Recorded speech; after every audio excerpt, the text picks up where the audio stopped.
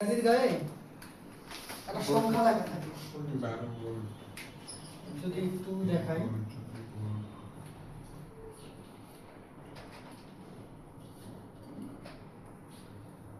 ব্যাটারির গায়ে লেখা থাকে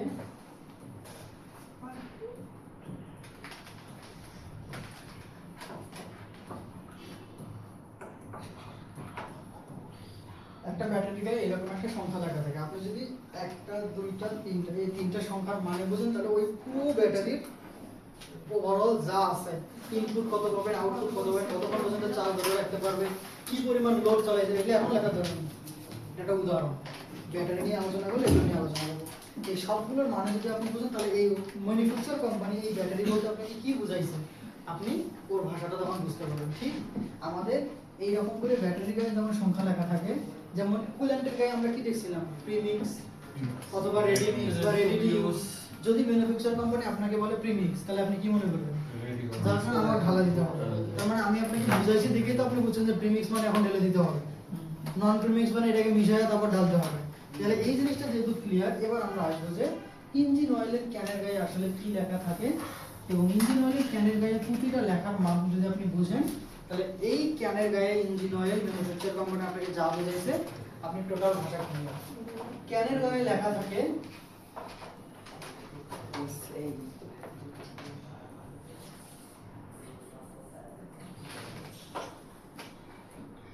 এটা দিয়ে আমরা বুঝি কত করে 5W30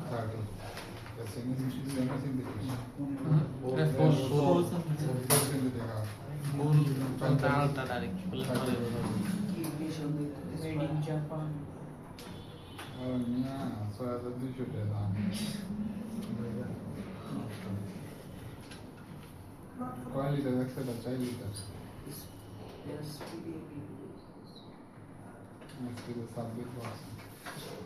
এই একটা সংখ্যা লেখা থাকে, আরো দুই তিনটা এক্সট্রা লেখা থাকে। আপনাদের ওই জিনিসগুলো না জানলেও না, যেটা না জানলেই না, আমি আপনাদের সেই জিনিসগুলো জানাচ্ছি। কারণ আমরা ইঞ্জিন অয়েল সম্পর্কে কিচ্ছু জানি না, আমরা টোটালি জেনারেল ব্যাকগ্রাউন্ড, আমরা টোটালি ফ্রেশ নতুন। আমরা একটু আলোচনা করবো যে এই যে কথাটা গায়ে লেখা আছে, এই লেখাগুলোর মানেটা আসলে কি। প্রথমে যদি বলি এসএই, এসএই একটা সংস্থা। সংস্থাটার কাজ কি?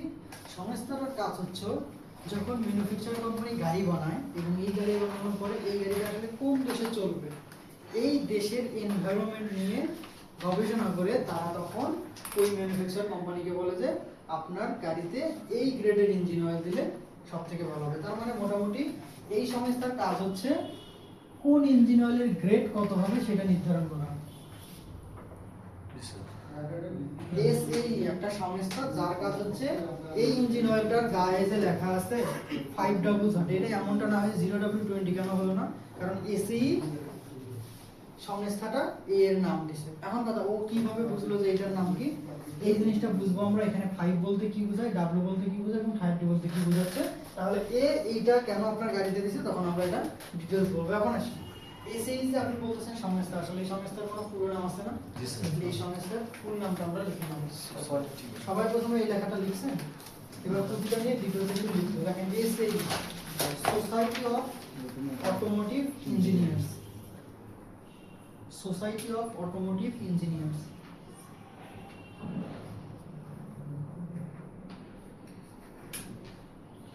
Society of automotive engineers.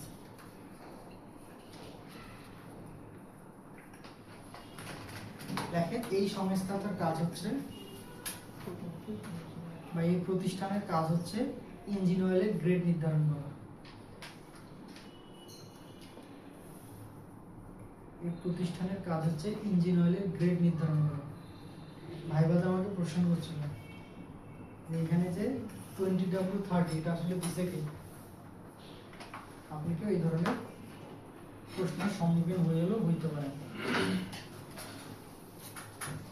তার মানে ইঞ্জিন অয়েলের ক্যানের গায়ে কি গ্রেড লেখা থাকবে এটা সম্পূর্ণ ডিপেন্ড করবে এই সংস্থার উপর। এখন কথা, ওরা আবার কিভাবে গ্রেড নির্ধারণ করে? ওরা ওদের ল্যাবরেটরিতে ইঞ্জিন অয়েলগুলোকে নিয়ে বিভিন্ন পরীক্ষা গবেষণা করে তারপর একটা নির্ধারণ করতে। হ্যাঁ, ওরা কিন্তু আপনার গাড়িতে যে এটা বলছে এই গ্রেডটাই যে আপনার গাড়িতে এটা কিভাবে ঢুকবে, এরা সেম মডেলের বেশ কয়েকটা ইঞ্জিনের মধ্যে ওদের তৈরি করা, রিসার্চ করা 2 থেকে 3 ধরনের গ্রেডের ইঞ্জিন অয়েল ঢেলে দীর্ঘক্ষণ গাড়ি চালায়। আমি এদের একটা স্ক্রিপ্ট দেখছিলাম, দীর্ঘক্ষণ গাড়ি চালানোর পরে 3 থেকে 3.5 ঘন্টা পরে ওরা দেখেছে কোন ইঞ্জিন কতবার রোটেট করছে। যেমন উনি একটু ক্লিয়ার বললো যে এটা যত বেশি পাতলা হবে তত বেশি ইঞ্জিনের স্পিড বাড়বে। ওরা তখন রোটেশন দেখেছে কার আরপিএম বা কে 3 ঘন্টায় কত বেশি রোটেশন করছে। এই রোটেশনের উপর ভিত্তি করে যে ইঞ্জিন অয়েলটা আপনার ইঞ্জিনের জন্য পারফেক্ট হবে তারা তখন ওই গাড়িতে ওই ইঞ্জিনে ওই ইঞ্জিন অয়েল রিকমেন্ড করে। এখন কথা, আমার এইটা দিছে কিন্তু আমি ঢালতেছি 10W40, কতটুকু আমার জন্য ভালো? যখন আমি ইঞ্জিন অয়েল একটা থাকবে রিকমেন্ড করে কিন্তু আমি আরেকটা ঢালবো, তখন সরাসরি কোনো প্রবলেম না পাইলেও মাইলেজের একটা ইস্যু থাকবে, ফুয়েল খরচের একটা ইস্যু থাকবে এবং ইঞ্জিনের পারফরমেন্স বা পোর অ্যাক্সিলারেশনের একটা ইস্যু থাকবে। এই তিনটা আপনি পাবেন। মাইলেজ কমে যাবে যখনই আপনি এটা চেঞ্জ করে মডিফাই করে অন্য একটা গ্রেড ঢালবেন, মাইলেজ কমে যাবে, ফুয়েল খরচ বেড়ে যাবে এবং একই সাথে ইঞ্জিনের পোর অ্যাক্সিলারেশন। এইটা নিয়ে আরেকটু আলোচনা করব, একটু নিচে আসবে। তাহলে লিখছেন সোসাইটি অফ অটোমোটিভ ইঞ্জিনিয়ার, ঠিক এই সংস্থার কাজ হচ্ছে ইঞ্জিন অয়েলের গ্রেড নির্ধারণ করা। আপনি যত ধরনের এইরকম করে ক্যান পাবেন, প্রতিটা ক্যানে যখন এই গ্রেডটা থাকবে এখানে অবশ্যই এসই সার্টিফাইড। যেমন প্রতিটা খাবারের গায়ে আমাদের কি লেখা থাকে, বিএসটি এর একটা অনুমোদন লাগে না, এই বিএসটি এর মধ্যেই কাজ করতেছে এসই। আমরা একটু খুঁজবো দেখি তো এসই আছে কিনা কোথাও।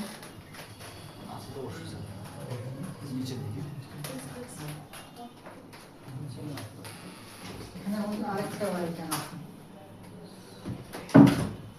বুঝলেন?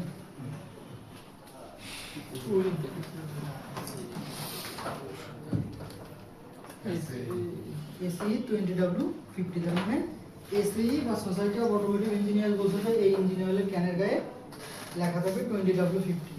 তাহলে এসই একটা সংস্থা, ঠিক এসই এর মতো এপিআই আছে না, এটা একটা সংস্থা। এখন এই দেখেন আমি দেখাই দিচ্ছি, সবকিছু দেখাই দিচ্ছি, সমস্যা নেই। এপিআই এপিআই একটা সংস্থা। এখন কথা, তাহলে ও যদি গ্রেড নির্ধারণ করে তাহলে এপিআই এর কাজ কি বলতে পারবেন স্যার? এপিআই এইটাও একটা কাজ কি? কাজ হলো গ্রেড নির্ধারণ করা। পেট্রোলিয়াম ইনস্টিটিউট নির্ধারণ করা আছে। লিখেন sir full form API. API এর ফুল ফর্ম লেখা আছে আমেরিকান পেট্রোলিয়াম ইনস্টিটিউট। হচ্ছে দুই পার্টি মারামারি করে ওই পাশে ওরা বসেছে। American petroleum institute, American petroleum institute. এই সংস্থাটা করে কি, একটু আগে যে এসই একটা গ্রেড বানাইছে বা একটা ইঞ্জিন অয়েল বানায়া এপিআই কে পাঠায় দেয়, এপিআই তখন এটা নিয়ে আরো একটু রিসার্চ করে দেখে যে এই ইঞ্জিন অয়েলটা ডিজেল ইঞ্জিনের জন্য ভালো হবে নাকি পেট্রোল ইঞ্জিনের জন্য ভালো হবে। মানে এই ইঞ্জিন অয়েলটা ডিজেলের জন্য নাকি পেট্রোলের জন্য, এই জিনিসটা সার্টিফাইড করতেছে এপিআই। আমরা এর মধ্যে অনেকেই আছি যারা জানি না যে আসলে ডিজেলের জন্য আলাদা ইঞ্জিন অয়েল হয়, পেট্রোলের জন্য আলাদা ইঞ্জিন অয়েল। ইঞ্জিন অয়েল তো ইঞ্জিন অয়েল, আমার গাড়িতে এটা লাগবে খালি কিনবট ঢালে দেবো না। ইঞ্জিন অয়েল ডিজেলের জন্য আলাদা এবং পেট্রোলের জন্য আলাদা হয়। তার মানে এই এপিআই সংস্থার কাজ হচ্ছে এই যে ইঞ্জিন অয়েলটা এটা ডিজেলের জন্য নাকি পেট্রোল ইঞ্জিনের জন্য সেটা মূলত নির্ধারণ করে। এবং আমি কিভাবে বুঝবো, একটু আগে তো আপনি বুঝলেন যে এটা গ্রেড নাকি এ দিচ্ছে, তাহলে এটা আসলে যে পেট্রোল না ডিজেল এটা আমি কিভাবে বুঝবো? এইটা আমি একটু পর বোঝাবো যখন এখানে আসতেছি, আসবে সামনে গিয়ে একটু খালি লিখে নেন যে এটি ডিজেল ইঞ্জিনে নাকি পেট্রোল ইঞ্জিনে ব্যবহৃত হবে তা নির্ধারণ করে।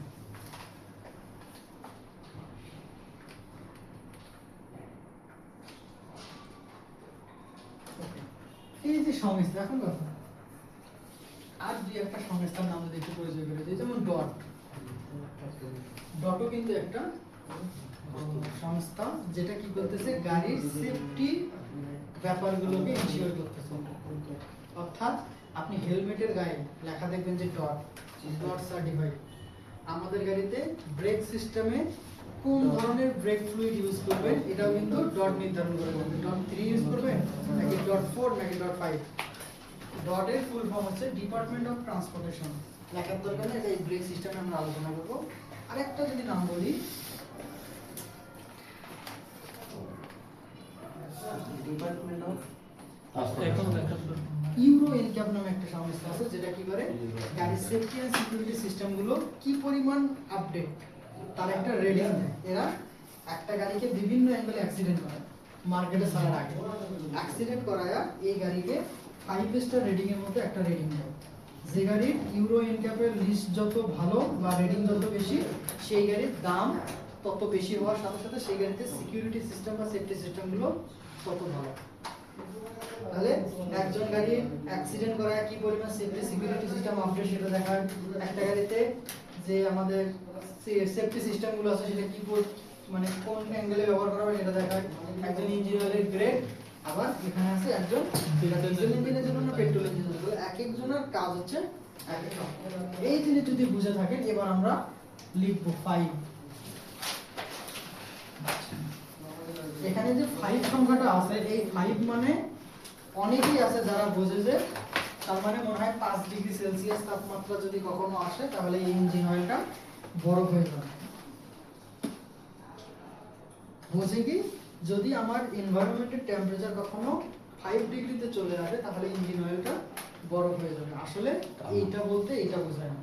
এই 5 একটা ইনডেক্স নাম্বার, মানে এই 5 এর আরেকটা নাম মানে মিনিং আছে। এখন এই 5 এর আরেকটা রেফারেন্স নাম্বার বা আরেকটা ইনডেক্স নাম্বার বলতে কি এই ইনডেক্স নাম্বারটা কত হবে এটা এই আপনাকে বলে দিছে। আমি একটু বড় আপনাকে এটা দেখাচ্ছি। তাহলে আপনি লেখেন 5 লেখেন যে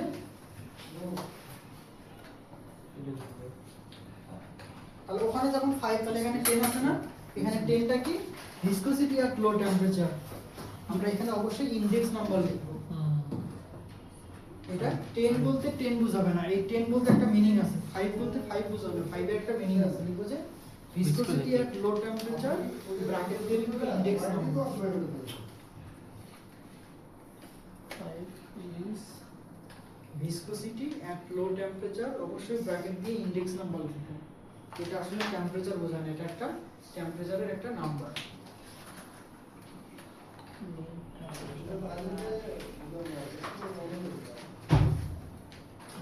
তাহলে W মানেটা লিখে নেন পয়েন্টার, ওয়েদার না, মানে কি W বলতে ওয়েদার বোঝায়। এটা কোথাও কোথাও লেখা দেখছি স্যার, ওয়েদার ওয়েদার লেখা দেখছি স্যার, হয়তো ভুল দেখছেন অথবা আপনার দেখতে উইন্টারও দেখছি ওয়েদারও দেখছি দুটেই। পয়েন্টার হবে। এবং লাস্টের যে সংখ্যাটা আমরা এখানে 30 লিখব না, আমাদের ওখানে কি ছিল 5W 30 ছিল, 30 লেখেন। 30 দিয়ে লেখেন যে ভিসকোসিটি এট হাই টেম্পারেচার, এখানে আমরা ব্র্যাকেট দিয়ে ইনডেক্স নাম্বারটা লিখব।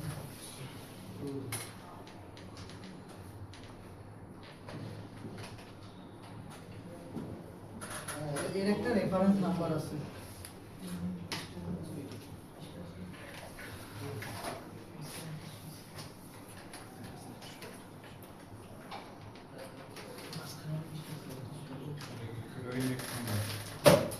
লিখছেন?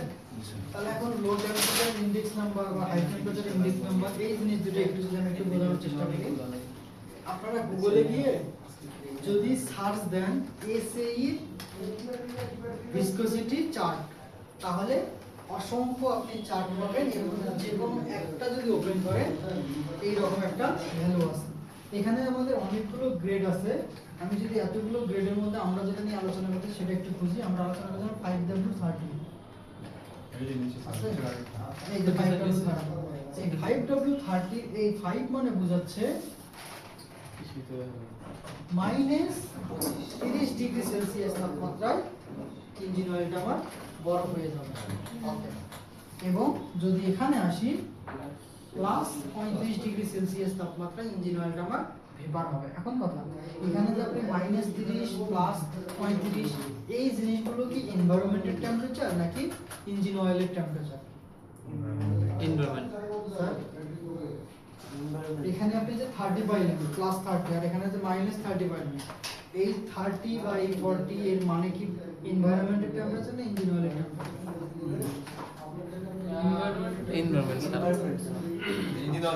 যদি এনভায়রনমেন্টের টেম্পারেচার হয় তাহলে তো আমাদের বাংলাদেশের নরমাল তাপমাত্রা 42। যখন ইঞ্জিন অয়েলের এনভায়রনমেন্টের টেম্পারেচার 42 হবে তাহলে তো ইঞ্জিন স্টার্ট করার আগে তো ইঞ্জিন অয়েল উঠতেছে। বিষয়টা তাই হচ্ছে না? ইঞ্জিন এত টেম্পারেচারের ক্ষমতা দেখাচ্ছে যে মাইনাস এত এই পর্যন্ত গিয়ে বরফ হবে না। আমি আপনাদের সেদিনকে মনে হয় একটা কথা বলছিলাম যে আমরা ভার্সিটিতে একটা এক্সপেরিমেন্ট করছিলাম ইঞ্জিন অয়েলটা আসলে এনভায়রনমেন্টের টেম্পারেচার কত হলে ইঞ্জিন অয়েলের টেম্পারেচার কত হয়। আমরা কুলিং সিস্টেমে আলোচনা করছিলাম যে এনভায়রনমেন্টের টেম্পারেচার ইঞ্জিন অয়েলের টেম্পারেচার কুলেন্টের টেম্পারেচার কি সেম। যেমন আমার এখন এনভায়রনমেন্টের টেম্পারেচার আছে 32, কুলেন্ট যদি আমি একটা রাখি ওর টেম্পারেচার ওর টেম্পারেচার 26-27। দীর্ঘ সময় যদি ক্যালকুলেশন করি তাহলে হয়তো 32 হবে, কিন্তু যদি ইনস্ট্যান্ট যেভাবে টেম্পারেচার বাড়তেছে এনভায়রনমেন্টের ওর টেম্পারেচার কিন্তু অতটা বাড়বে না, দূরে বাড়বে। এরপর কুলেন্টের থেকেও কিন্তু ইঞ্জিন অয়েলটার ভিসকোসিটি আরো অনেকটা বেশি থাকে। এই জিনিসগুলো হচ্ছে ইঞ্জিন অয়েলের বডির টেম্পারেচার, অর্থাৎ ওর মধ্যে যে লিকুইডটা আছে ওই লিকুইডের টেম্পারেচার যখন আমার +35 টাচ করবে তখন আমার ইঞ্জিন অয়েল ধীরে ধীরে ভেপার হওয়া শুরু করবে। তার মানে এটা হচ্ছে সরাসরি এনভায়রনমেন্ট, এটা হচ্ছে ইঞ্জিন অয়েলের বডির টেম্পারেচার। যখন ইঞ্জিন অয়েলের বডির টেম্পারেচার চলে আসবে +35, এরপর থেকে ধীরে ধীরে ভেপার হওয়া শুরু করবে। ধরা হয় যে আমি যদি একটু বলি, আমার ইঞ্জিনের টেম্পারেচার যদি 110-115 টাচ করে তখন ধীরে ধীরে ইঞ্জিন অয়েল 29-30 বা 32 ডিগ্রি সেলসিয়াস তাপমাত্রায় পৌঁছানো শুরু করে। তার মানে ইঞ্জিন যখন আমার ওভারহিট হয়, একটু যদি বলি ইঞ্জিন ওভারহিট হয়, প্রথমে ইঞ্জিনের মধ্যে কুল্যান্ট যদি কোনো কারণে কমে যায়, কুল্যান্ট কমার কারণে ইঞ্জিনে যেভাবে কুলিংটা হওয়ার কথা সেভাবে কুলিংটা হয় না, যার কারণে প্রথমে কুল্যান্ট গরম হয়। এবং কুল্যান্ট যখন গরম হয় তখন ইঞ্জিনের বডি ইঞ্জিনের কুল্যান্ট দুটোই গরম হয়ে যায়। এই টেম্পারেচারটা এক পর্যায়ে লুব্রিকেটিং সিস্টেমের ইঞ্জিন অয়েলে চলে যায়। ইঞ্জিন অয়েল ফুলফিল থাকলেও কুলিং সিস্টেমটা দুর্বল থাকার কারণে তখন আমার লুব্রিকেটিং সিস্টেমটা ধীরে ধীরে গরম হয়ে যায়। এবং এই লুব্রিকেটিং সিস্টেম যখন গরম হয় তখন ইনস্ট্রুমেন্ট ক্লাসে আমাদের একটা সাইন আসে। স্যার এখানে মাইনাস প্লাস দুইটাই কি তাহলে ইঞ্জিনের ইঞ্জিনের অয়েলের আপনার গাড়িতে থাকা ইঞ্জিন অয়েল ওই যে আপনার যে +35 বা +45 বা +40 যে টেম্পারেচার আছে সেই টেম্পারেচারে যদি পৌঁছে যায় তখন আপনার ইনস্ট্রুমেন্ট ক্লাসটা এই সাইনটা আসে। বাড়লে তাহলে ইঞ্জিন যত দ্রুত গরম হবে, কুলেন্ট যত দ্রুত গরম হবে, ইঞ্জিন অয়েল কিন্তু তার পর গরম হওয়া শুরু করে। তার মানে প্রথমে আপনার গরম হবে হচ্ছে ইঞ্জিন অয়েল না, প্রথমে কুলেন্ট। কুলেন্ট থেকে ধীরে ধীরে এটা যখন ইঞ্জিনের বডিতে ছড়ায় যাবে তখন ইঞ্জিনের বডির মধ্যে অয়েল গ্যালারিতে যে ইঞ্জিন অয়েলগুলো আছে সেগুলো ধীরে ধীরে টেম্পারেচার বাড়া শুরু করবে। মোট কথা নতুন অবস্থায় আপনাদের যতটুকু জানানোর দরকার, এখানে যে ইঞ্জিন অয়েলের ক্যানের গায়ে লেখা থাকে 10W30, এটা হচ্ছে লো টেম্পারেচারের ভিসকোসিটি, এটা হচ্ছে হাই টেম্পারেচারের ভিসকোসিটি, আর এই W দিয়ে উল্টে উইন্টার বোঝাচ্ছে। এবং এই 10 বলতে 10 না, এই 10 এর একটা রেফারেন্স নাম্বার আছে, এই 30 বলতে 30 না, এই 30 এর একটা রেফারেন্স নাম্বার আছে। এখানে যদি একটু বলি, আপনাকে বলছে ম্যানুফ্যাকচার কোম্পানি থেকে আপনাকে হচ্ছে 20W50 ইউজ করতে হবে মিনারেল। এখন আপনি মার্কেটে পাইছেন 20W50, সেটা মিনারেল না সেমি সিনথেটিক। এখন আপনি সেমি সিনথেটিকটা ইউজ করবেন না মিনারেলটা ইউজ করবেন। এই সেম গ্রেডের অয়েল কিন্তু মিনারেল পাওয়া যায়, সেমি সিনথেটিকও পাওয়া যায়, আবার ফুল সিনথেটিকও পাওয়া যায়। এখন আপনি কোনটা ইউজ করবেন? এটা হচ্ছে ভালো হইব ইঞ্জিন পেতে স্যার। আপনি কোনটা ইউজ করবেন, কোন পার্টের ইউজ করবেন, এটা কোনো সমস্যা নেই, কিন্তু গ্রেডটা আপনাকে ঠিক রাখতে হবে। আপনি গ্রেডটা ঠিক রেখে মিনারেল হোক সেমি হোক ফুল হোক ইউজ করতে পারেন। এখন কথা, তাহলে একই গ্রেডের মিনারেল তো আমরা জানি মোটা, সেমি জানি একটু পাতলা, আবার ফুল জানি আরো পাতলা, তাহলে এখানে একটু ঝামেলা হয়ে গেল না? এটা যখন ম্যানুফ্যাকচার কোম্পানি বানায় তখন ওই যে এসির যে যতটুকু টেম্পারেচার ধরে রাখতে হবে এই টেম্পারেচার মাথায় রেখে ওরা ওদের গ্রেড অনুযায়ী এটা সেমির মধ্যে ঢুকাই দেয়, এটা ফুলের মধ্যে ঢুকাই দেয়, এটা মিনারেলের মধ্যে ঢুকাই দেয়। এই ইনফরমেশনটা কোথায় লেখা থাকে বলতে যে কোন কুলেন ইউজ করতে হবে বা যে এটা হচ্ছে আপনি প্রথমে পাবেন ফিলার কাপের গায়ে, ফিলার কাপে রিকমেন্ডেড করা হ্যাঁ, থাকবে। ওখানে আবার আমরা লোড ইঞ্জিনে দেখছিলাম না ফিলার কাপে যদি না হয় Manual তাহলে আপনার ম্যানুয়াল। একটু যদি আলোচনা করি যে 5 হচ্ছে লো ভিসকোসিটি, এটা হচ্ছে হাই ভিসকোসিটি, এটা হচ্ছে উইন্ড। লিখছেন এসপি আর সিজি, এই জিনিস দুটো যদি আপনি বোঝেন তাহলে আপনি বুঝবেন যে কোনটা পেট্রোল ইঞ্জিনের জন্য আর কোনটা ডিজেল ইঞ্জিনের জন্য। কারণ এটা কে রিকমেন্ড করতেছে? এপিআই। এখন কথা, এই যে এসপি আর সিজি এই দুইটার মধ্যে আমি প্রথম সংখ্যাটা নিব, এস নিব আর সি নিব। এখানে এস মানে কি আর সি মানে কি? এস মানে বোঝাচ্ছে হচ্ছে spark petrol ceramic combustion spark ignition, আর সি মানে বোঝাচ্ছে হচ্ছে কম্প্রেসড ইগনিশন। তার মানে ওই যে স্পার্ক ইগনিশন মানে গ্যাসোলিন ইঞ্জিন, কম্প্রেসড ইগনিশন মানে ডিজেল। তাহলে যেখানে শুধু এসপি কথা থাকবে সেখানে শুধু গ্যাসোলিন ইঞ্জিনের জন্য, যেখানে শুধু সিজি থাকবে সেটা হচ্ছে শুধুমাত্র ডিজেল ইঞ্জিনের জন্য। এখন কথা এখানে একটা হিসাব, আপনি তো এখানে শুধু এসটা বুঝালেন কিন্তু পি তো বুঝাইলেন না। পিটা আসলে পি বলতে কি পেট্রোল বোঝায়? তাহলে পি বলতে যদি পেট্রোল বোঝায় তাহলে এখানে তো এস এনও থাকতে পারে,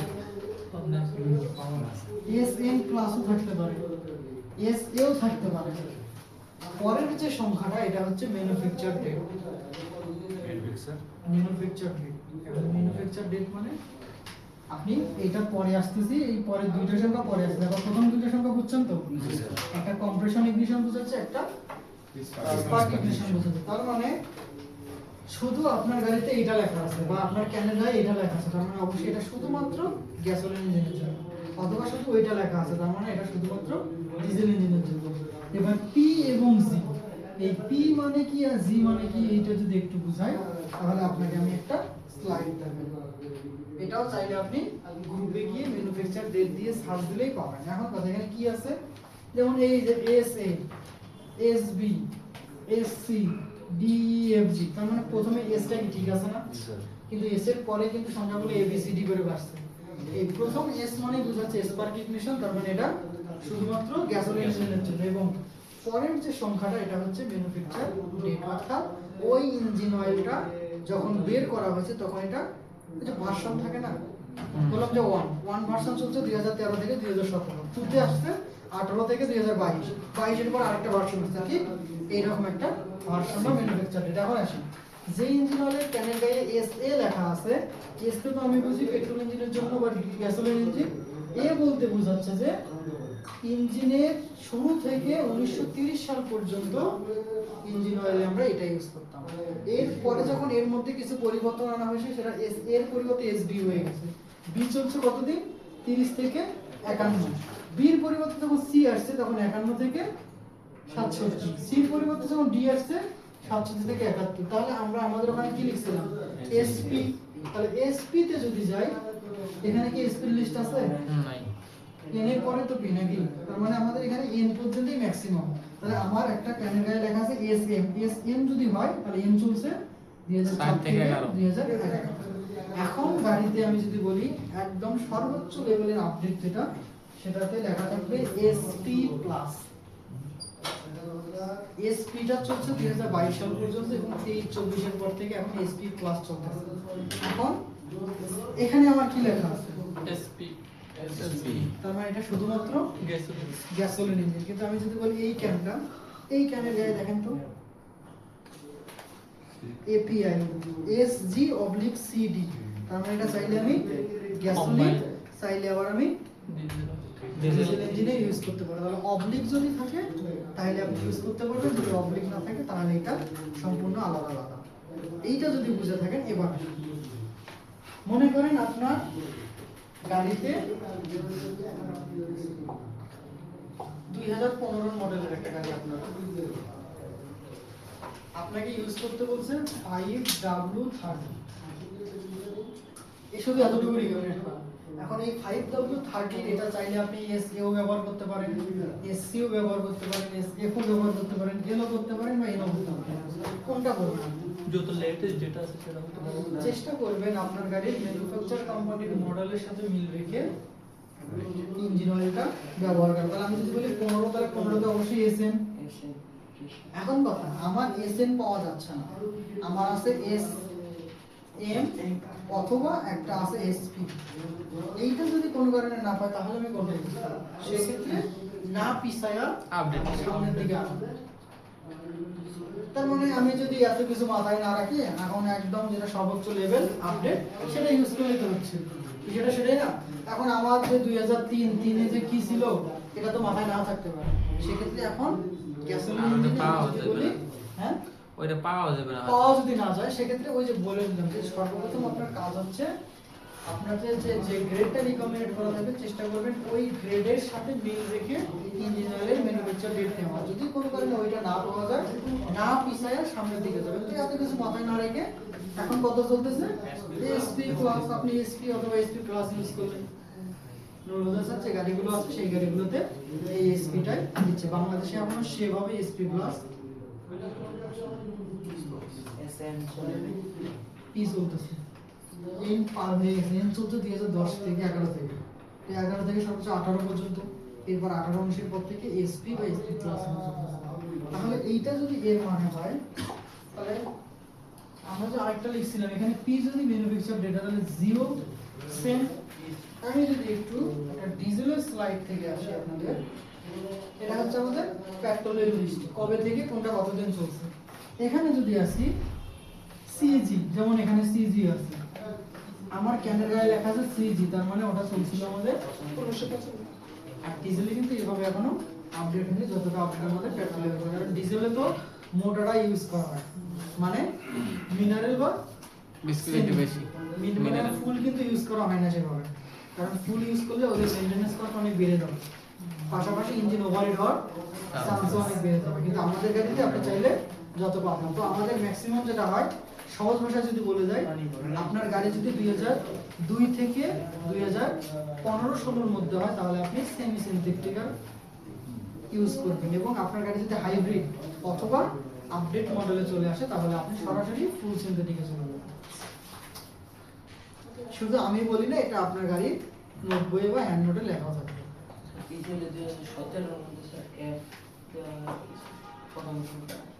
এখানে গিয়ে গিয়ে মাঝে মাঝে গিয়ে ওদের এয়ার চেঞ্জ হয়েছে।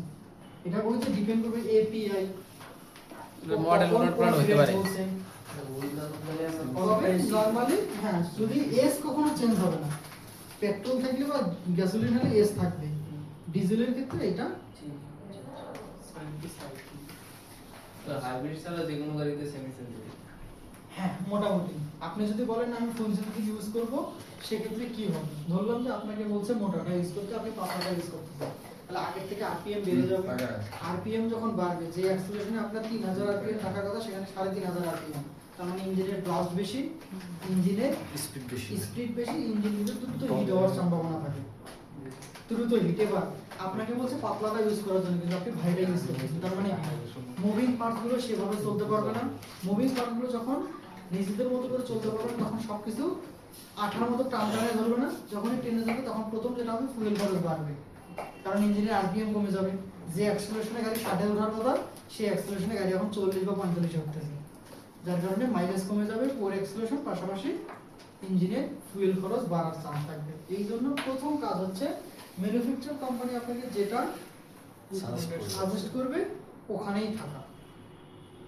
তবে যখন ইঞ্জিন প্রথম অবস্থায় ওভারহোলিং করা হয় বা নতুন ইঞ্জিন হয়, তখন আমরা চেষ্টা করব তুলনামূলকভাবে কি ইউজ করতে বলেন। বাইক কখনো শোরুম থেকে কিনছেন? ওরা কিন্তু প্রথমে 5 থেকে 10,000 এর মধ্যে এক গ্রেড ইউজ করতে বলে, এরপর ব্রেকিং আরেকটা, অর্থাৎ যেটাকে ব্রেকিং পিরিয়ড বলে। ব্রেকিং পিরিয়ড জিনিসটাকে আমি সেভাবে খুব একটা বেশি সমর্থন করি না। একদমই যে করি না এমনটা না, সেভাবে করি না। কেন? কারণ একজন ম্যানুফ্যাকচার কোম্পানি যখন একটা বাইক বানায় বা একটা গাড়ি বানায়, সে কিন্তু তার ওয়ার্কশপে এই গাড়িটাকে টেস্ট ড্রাইভ করে, সেখানে সাসপেনশন সিস্টেম চেক করে, মাইলেজ টেস্ট করে, এই গাড়িতে কি পরিমাণ পেলোড উঠতে পারবে, এই গাড়ির ওভারঅল রেটিং যখন করে, তখন কিন্তু মনে আসে একটা গাড়ি 100 বা 120 বা 150 কিলোর মতো ওখানে রান হয়। পাশাপাশি বাংলাদেশে যে গাড়িগুলো আসে যশোর থেকে 2 ভাবে গাড়িগুলো ঢাকায় আসে, এক চালায়া নিয়ে আসে অথবা কেউ ট্রাকে করে নিয়ে আসে। যখন ট্রাকে করে নিয়ে আসে তখন কস্ট একটু বেড়ে যায়, আর যখন চালায়া নিয়ে আসে তখন কিন্তু অনেকটা কম খরচে ওরা হয়ে যায়। এরপর ওয়ার্কশপে যখন ঢুকাবে বা শোরুমে যখন ঢুকবি, তো ক্লিয়ার করে ওয়াশ করে ঢুকাই দেবে। তো যে গাড়িটা যশোর থেকে চালায়া বাংলাদেশে বা ঢাকাতে আসলো, এই গাড়ির আর কি ব্রেকিং পিরিয়ড আছে? এখন তো স্যার চালায় আর ই নাই। নাই বলতে চল নাই বলতে একদমই চলে, চল নাই। রাস্তায় যখন দাঁড়াবেন না, দেখবেন যে অনেক গাড়ি এখনো পলিটলি কিছু